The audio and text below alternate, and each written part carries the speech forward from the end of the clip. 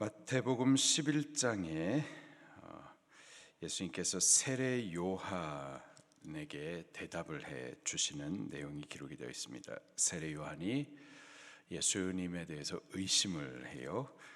그에게 예수님 당신이 바로 그 그리스도이심에 대해서 대답을 해 주십니다. 1절 말씀을 같이 읽겠습니다. 시작. 예수께서 12 제자에게 명하기를 마치시고 이에 그들의 여러 동네에서 가르치시며 전도하시려고 거기를 떠나 가시니라. 아멘. 마태복음 10장에 예수님께서 제자들에게 귀신을 내어 쫓고 모든 약한 것, 병든 것을 고칠 수 있는 권능을 부여하신 이후에 복음을 전도하라고 그들을 보내십니다. 그 보내시는 내용이 10장 전체에 기록이 되어 있어요. 그리고 오늘 본문 11장 1절에 그 예수께서 12 제자에게 명하기를 마치고 말씀을 주시면서 그들을 보내신 거예요.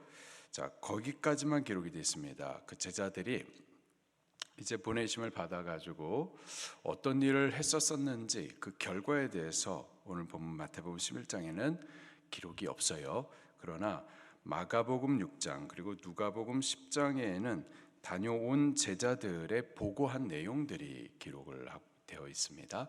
그 내용을 잠깐 확인하고 가겠습니다. 먼저 마가복음 6장 12절 말씀을 같이 보겠습니다. 마가복음 6장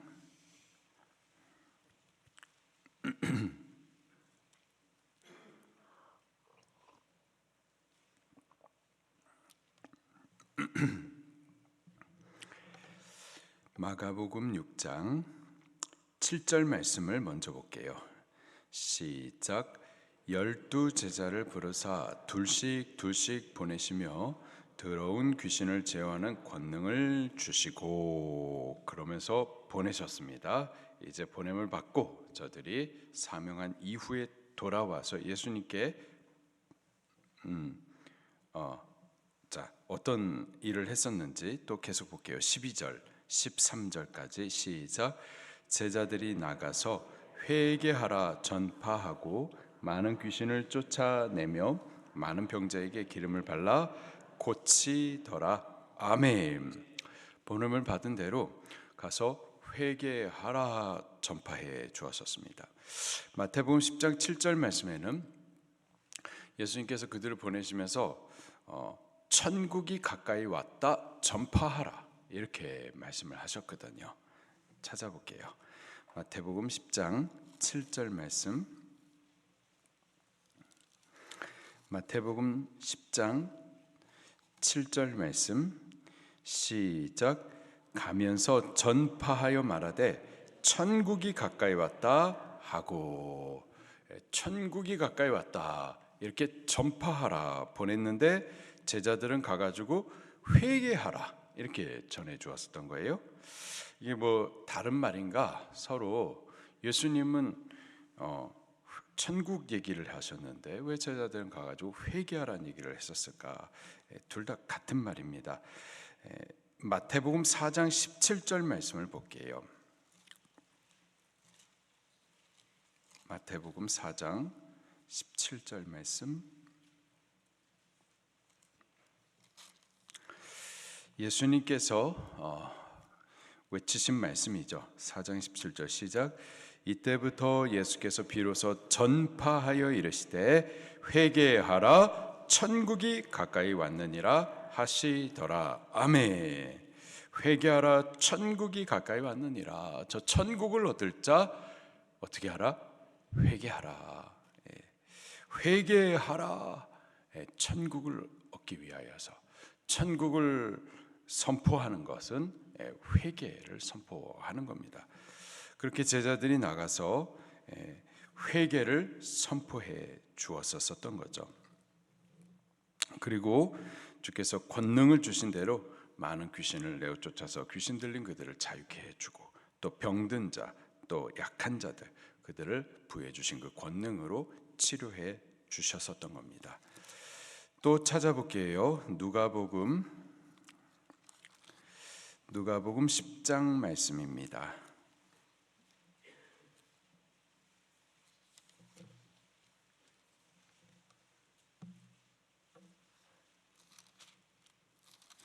누가복음 10장 17절 말씀. 누가복음 10장 17절 말씀 시작. 70인이 기뻐하며 돌아와 이르되 주여 주의 이름이면 귀신들도 우리에게 항복하더이다. 아멘. 누가복음에서는 12제자 아니었고 70인 제자였었어요. 그들이 이제 보내심을 받고 돌아와서는 예수님께 보고해 드리는 말씀이 주여 주의 이름이면은 귀신들도 항복하더이다. 주의 이름으로 귀신을 명했을 때 귀신이 쫓겨나고 사람들이 자유함을 얻었고, 주의 권능의 이름으로 손을 얹어서 기도할 때 질병들도 쫓겨나고 저들이 치유함을 얻었나이다. 주의 이름에 이러한 권능이 있었나이다. 그렇게 예수님께 돌아와서는 보고를 올려드렸었던 거죠. 사도, 예수님의 제자들, 그들이 보내심을 받았습니다. 그냥 보냄을 받은 것이 아니라 권능을 부여받아서 보내심을 받았었던 거죠. 오늘 우리들도 사실 보내심을 받은 사도들인 줄 믿으시기를 바랍니다. 너희는 가라. 너희는 가서 모든 족속으로 제자 삼아 아버지 아들 성령의 이름으로 세례를 베풀라. 내가 너에게 분부한 모든 것을 가르쳐 지키게 하라. 분명히 예수님께서 우리에게 가라 그렇게 보내셨습니다. 그냥 보내시지 않으세요. 예수 그리스도의 권능 있는 그 이름을 부여하여서 보내십니다. 우리가 그 보내심을 순종하여서 가서 회개 복음을 전파해 줄 때에 그때 귀신 쫓겨납니다. 병든 자 약한 자 치유함을 받습니다. 천국 곧 하나님의 통치가 그들 가운데 시작되어질 거예요. 우리들도 기쁨이 충만해 가지고 예수님께 돌아와 예수님 주의 이름에 권능이 있으십니다. 주의 이름으로 우리가 명했었을 때 귀신이 쫓겨나고 병든 자들 약한 자들 나음을 받았습니다. 주의 나라 주의 통치가 권능으로 임하는 것을 우리가 보았습니다. 우리들도 기쁨과 이러한 감격의 간증들을 가지고 돌아오게 될 줄로 믿습니다. 우리들도 가십시다. 복음을 전하러 가십시다. 그렇게 오늘 본문으로 다시 돌아왔어요. 제자들이 보내심을 받아 다시 돌아왔어요. 돌아오고 예수님께서 그 제자들과 함께 또 부지런히 여러 동네에 다니시면서 가르치고 전도하셨습니다. 예수님의 중요하신 여러 가지 사역들 가운데 귀신 내어 쫓고 병든 자 고치시는 것 외에도 또 중요한 것이 가르치시는 일과 또 전도하시는 일이었었어요. 가르치다 디다케이, 또 전도하다 케리그마, 이 두 가지. 전도하다라는 것은 믿든 믿지 않든 듣든 듣지 않든 모든 사람을 향하여서 회개와 천국 복음을 선포해 주는 것을 말하는 겁니다. 이것이 사실이니까 듣든지 듣지 않든지 일단은 선포해 주는 거예요. 이것이 예수님의 중요한 사역 가운데 하나였었습니다.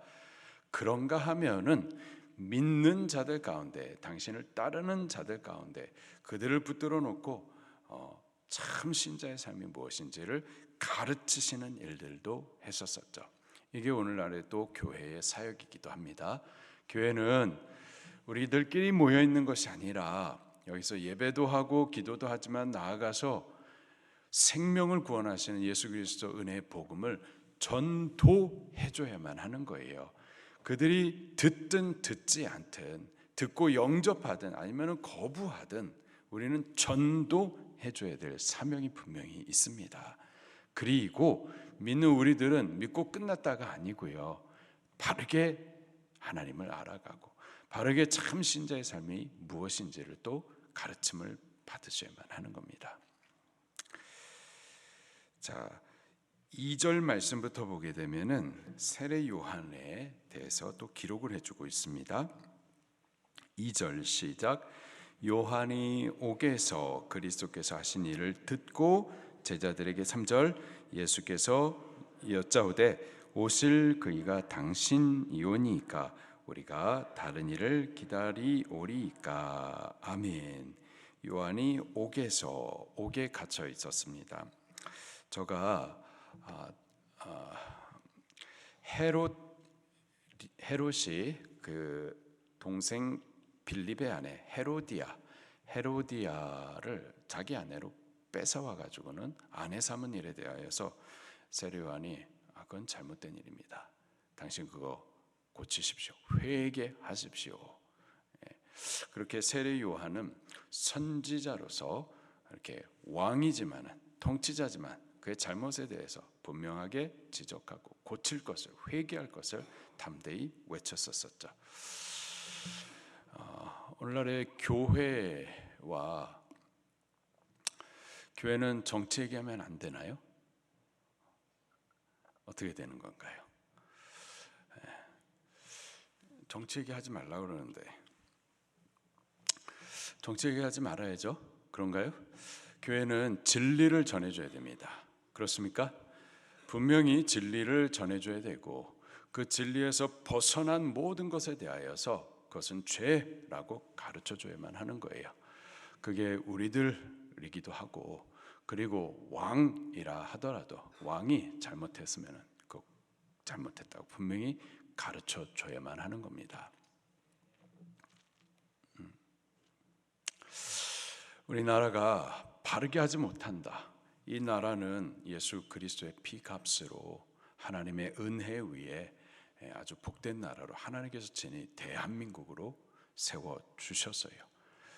자유를 모르는 우리들, 평생 왕 한 사람을 섬기며 왕 밑에 모든 이들이 다 종노릇하고 자유를 알지 못하는 우리에게 자유 대한민국을 하나님께서 선물로 허락하여 주셔서 우리가 얼마든지 마음껏 자유하며 하나님을 섬겨 예배할 수 있는 이런 복된 나라를 허락하여 주셨었다고요.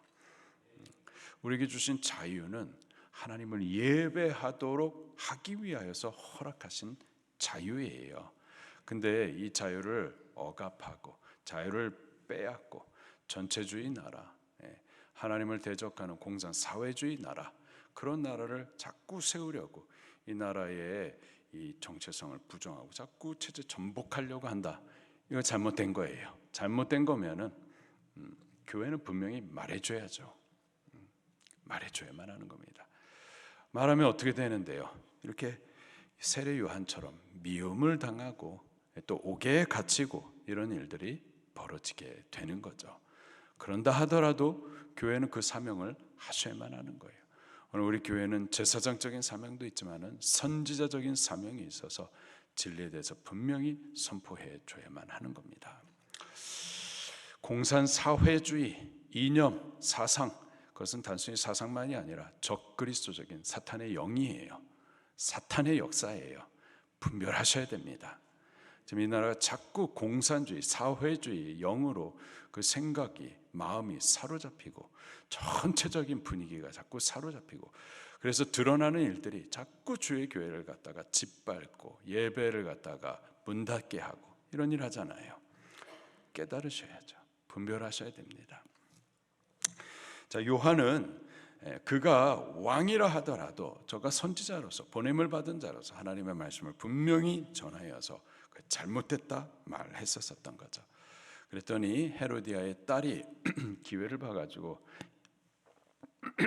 헤롯의 생일 때에 헤롯을 기쁘게 한 이후에 그 선물로 무엇이든지 말하라. 내가 나라의 반쪽이라도 줄게.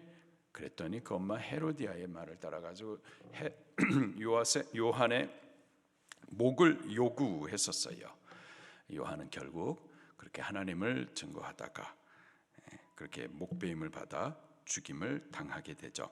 자, 죽기 전에 저가 옥에 갇혀 있는 동안에 그리스도에 대한 얘기를, 예수님에 대한 얘기를 들었어요. 그러고 나서는 3절에 보니까는 제자를 통하여서 예수님께 질문한 거예요. 오실 그 이가 성경에 기록된 그 약속된 그 메시아 그리스도가 당신입니까?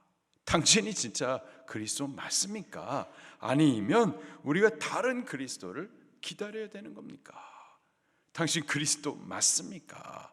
그렇게 예수님에 대해서 흔들림이 있었었던 거예요. 의심을 했었었던 거예요. 제가 전날에 어땠었냐면은 예수님을 보자마자 보라, 세상 죄를 지고 가는 하나님의 어린 양이로다, 그렇게 소개를 해줬었어요.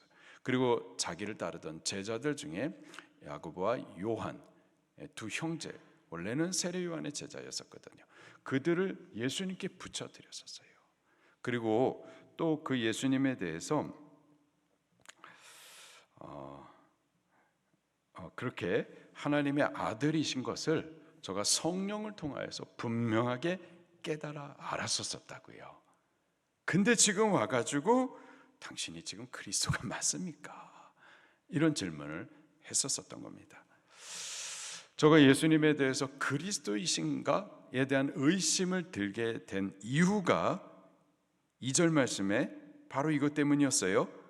그리스도께서 하신 일을 듣고서 의심이 생겼었던 거죠. 그리스도께서 하신 일을 듣고, 그리스도께서 무슨 일을 하셨었는데요? 병든 자, 약한 자 고치시고, 귀신 들린 자 귀신 내어 쫓아 자유케 해주고, 그리고 9장에 보니까는 세리 마태와 같은 죄인들, 그들을 제자로 부르시고 그들과 함께 먹고 마시면서 이 죄인들과 함께 사귀시는 거예요. 이런 일을 들었던 거죠. 요한이 듣고서는 아니, 이 사람이 진짜 그리스도가 맞는가 의심이 됐었던 겁니다. 세례 요한은 그리스도에 대해서 이런 생각이 있었어요. 한번 같이 보겠습니다. 마태복음 3장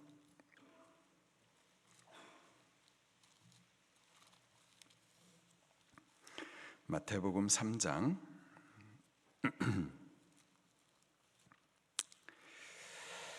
8절 말씀부터 쭉 볼게요. 마태복음 3장 8절부터 시작. 그러므로 회개에 합당한 열매를 맺고 속으로 아브라함이 우리 조상이라고 생각하지 말라. 내가 너에게 이르노니 하나님이 능히 이 돌들로도 아브라함의 자손이 되게 하시리라. 이미 도끼가 나무 뿌리에 놓였으니 좋은 열매를 맺지 아니하는 나무마다 찍혀 불에 던져지리라. 나는 너희로 회개하게 하기 위하여 물로 세례를 베풀거니와 내 뒤에 오시는 이는 나보다 능력이 많으시니 나는 그의 신을 들기도 감당하지 못하겠노라. 그는 성령과 불로 너에게 세례를 베푸실 것이요. 그 다음에 12절 말씀입니다. 자, 그는 그 메시아 오실 그 그리스도는 성령으로 세례를 베푸시고 또 어떤 일을 하실까? 12절 시작. 손에 키를 들고 자기의 타작마당을 정하게 하사 알곡은 모아 곳간에 들이고 쭉정이는 꺼지지 않는 불에 태우시리라. 아멘. 세례 요한이 알고 있는, 저가 생각하고 있는 그리스도는 이런 분이세요. 손에 키를 들고서 알곡과 쭉정이를 함께 이렇게 들었다 놨다 하면서 바람에 불어가지고 알곡과 쭉정이를 분리시키고, 알곡은 모아가지고 천국 곳간에 들이시고 쭉정이들은요 따로 모아가지고 꺼지지 않는 불, 곧 지옥 심판에 태우실 것이다. 그렇게 저가 알고 있었던 메시아는, 그리스도는 심판주로 알고 있었던 거죠. 죄인에 대해서 그 죄를 심판하시는 심판주로 알고 있었는데, 지금 감옥에 가만히 앉아가지고 듣는 얘기를 듣니 예수님께서 죄인을 심판하는 게 아니라 죄인을 불러가지고 제자 삼으시는 거예요. 마태와 같은 세리들, 죄인들, 그들과 함께 먹고 마시면서 사귀시는 거예요. 죄인의 죄를 심판하시는 그런 심판주가 아니라 죄인의 죄를 용서하시고 긍휼히 여기시고 사랑을 베푸시는 분, 자기가 생각했었던 심판자 그리스도의 모습이 아니었었던 거죠. 그래서 그 예수님에 대해서 예수님 당신 정말 그 그리스도 맞습니까? 우리가 다른 그리스도를 기다려야 되는 겁니까? 그렇게 의심이 들었었던 거죠. 그에 대해서 예수님께서 대답을 해 주십니다. 4절부터 6절까지입니다. 시작. 예수께서 대답하여 이르시되 너희가 가서 듣고 보는 것을 요한에게 알리되 맹인이 보며 못 걷는 사람이 걸으며 나병 환자가 깨끗함을 받으며 못 듣는 자가 들으며 죽은 자가 살아나며 가난한 자에게 복음이 전파된다 하라. 누구든지 나로 말미암아 실족하지 아니하는 자는 복이 있도다 하시니라. 아멘. 이러한 대답을 하셨어요. 지금 예수님께서 하신 이 말씀들은 이사야 29장, 35장 또 42장, 61장에 기록되어 있는 메시아의 모습입니다. 메시아가 오실 것이다. 그가 오시면 이러한 일들을 행하실 것이다. 곧 맹인이 보게 되고 못 걷는 자 걷고 나병한 자 깨끗함을 받고 죽은 자 살아나고 또 가난한 자에게 복음이 선포된다 하라. 메시아에 대한 너 생각 말고 성경의 기록에 대해서 예수님께서 분명하게 말씀을 해 주셨었던 거죠. 그러면서 실족지 않는 자가 복이 있도다 말씀을 하셨어요. 예수님은 예언된 메시아, 오실 그 그리스도가 맞습니다. 그런데요, 그 예수님은 예수님에 대해서 그 그리스도 메시아에 대해서 기록된 그 메시아의 모습이 두 가지예요. 두 가지. 왜 두 가지냐? 그 메시아가 두 번 오시기 때문에 그렇습니다. 그래서 그 메시아가 말일에 메시아가 올 것이다 기록된 대로 예수님께서 그 기록된 메시아로서 그 약속된 대로 초림의 그리스도로 이 땅에 오셨어요. 그 초림의 그리스도는 심판자의 모습이 아니라 죄인의 죄를 용서하시고 긍휼을 베풀어 주시고 사랑하여서 구원을 주시는 구원자의 모습으로 약속이 되어 있습니다.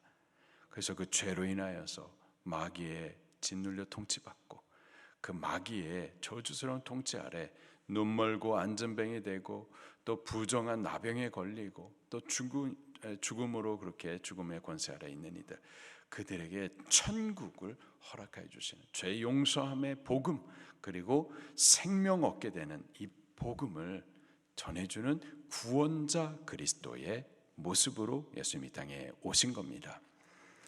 그렇다고 그래가지고 그러면 세례 요한은 잘못 알고 있었느냐?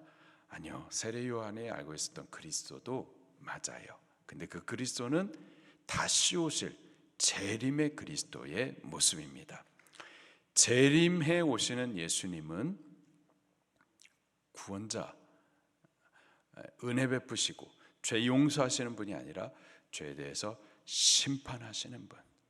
채를 들고 다장마당에 쓰셔가지고 알곡과 쭉정이를 갈라내시고 그래서 알곡만 모아서 저 천국 곳간에 들이시고 쭉정이들은 따로 모아가지고 꺼지지 않는 불, 곧 지옥 심판에 던지시는 심판자로 오실 겁니다. 세례 요한은 다시 오실 재림의 예수님을 생각을 했었던 거죠. 그것만 알고 있었던 거예요. 그러나 초림의 예수님도 계신 거죠. 초림의 예수님은 죄를 용서하시고 긍휼히 베푸시고 사랑을 베풀어 주셔서 죄인을 구원하시는 구원자의 모습인 거였습니다. 지금은 다시 오시기까지 초림의 예수님, 그때부터 다시 오실 예수 그리스도, 곧 말세를 살고 있는 거예요. 그리고 이 말세의 특징은 예수 그리스도의 초림 이후에 시작된 죄인들에 대한 긍휼, 죄 용서함의 은혜, 그리고 사랑의 시대가 지금 우리가 살고 있는 시대인 겁니다. 지금은 어떠한 큰 죄인이라도 용서를 받을 수 있어요. 누구라도 구원을 받을 수가 있습니다. 지금은 은혜의 때고 구원받을 만한 때인 거예요. 어떠한 죄인이라도 그 죄 사심을 받을 수 있습니다. 어떤 큰 죄를 범했다 하더라도 우리 구원 얻을 수 있습니다. 예수님을 믿고 회개하면 그러면은 저 천국을 얻을 수가 있는 거예요.